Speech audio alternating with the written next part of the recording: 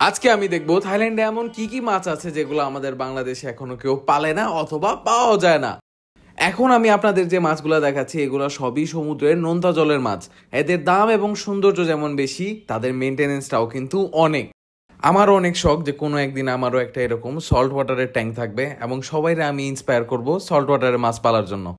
তবে শুধু সল্ট ওয়াটারের মাছগুলা না, আমি এখানে পেয়েছি কিছু ফ্রেশ ওয়াটারের অদ্ভুত এক মাছ পাইছি, অদ্ভুত। চাতুচাক মার্কেট থেকে বের হওয়ার ঠিক আগেই আমি এই শপটার মধ্যে ঢুকি এবং এই সব মাছগুলা দেখে আমার মনে হয়েছে যে আমি একটা সায়েন্স ল্যাবের ভিতরে চলে আসছি।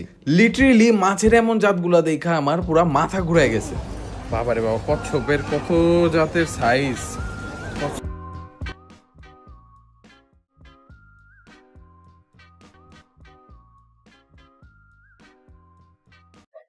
চেষ্টা করলাম আপনাদের কিছু সুন্দর সুন্দর মাছ দেখানোর, যেগুলো নর্মালি আমাদের বাংলাদেশে পাওয়া যায় না।